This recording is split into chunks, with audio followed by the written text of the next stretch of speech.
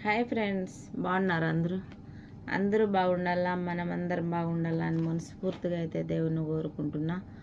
ఈరోజు అయితే బుధవారము, టైం వచ్చేసి 8:30. సరేనా? చూడండి, ఈరోజు ఈ డే వచ్చేసి ఏంటంటే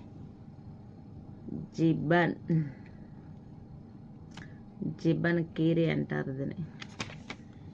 కోయటోళ్ళు చాలా ఇష్టంగా తింటారు దీన్ని, జిబ్బన్ కీరీని చాలా బాగా తింటారు. అవును, బాగుంటుంది. కానీ కుబూసులకి కుబూజ్ అంటే అరబీలో రొట్టె అనమాట. అరబీలో 13.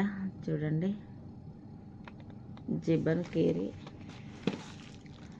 ఆ రొట్టె అయితే మామూలుగా బయట దేశాలలో ఉన్న వాళ్ళకి చెప్పనవసరం అయితే లేదు.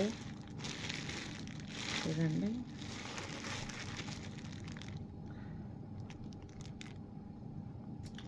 చెప్పనవసరం లేదా. దీన్ని ఎందుకు కవర్లో వేసి పెట్టానంటే, మనము రొట్టి మిషన్లో, కరెంటు మిషన్లో వేడి చేసుకునేది వేరే, అక్కడ ఉంటుంది చూడండి.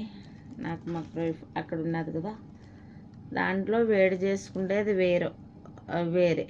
దాంట్లో వేడి చేసినామంటేనా ఇది కొంచెం చల్లగా పోయిందంటే గట్టిగా అయిపోతుంది. మన పొయ్యి మీద కాల్చుకోవాలి. ఇలాగా పొయ్యి మీద కాల్చుకుంటే ఇలాగ మెత్తగా ఉంటుంది అన్నమాట.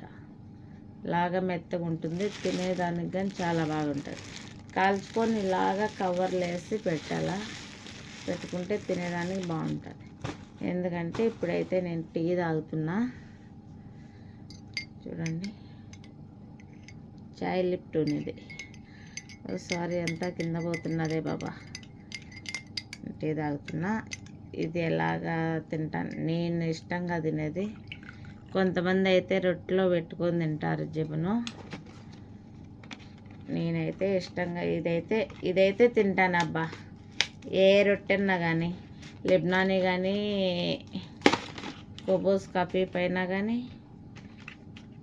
మాకు కుబూస్ కఫీఫ్ అంటే పల్సందనమాట, రొట్టె పల్సన్ రొట్టె అనమాట. ఇక్కడ 2 కలర్లు ఉంటాయి కదా, అందుకని చెప్పేసి అలాగంటారు. చూడండి, నేనైతే ఇలాగే తింటానబ్బా.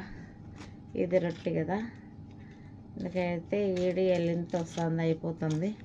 ఈ రొట్టెలో పెట్టేసుకొని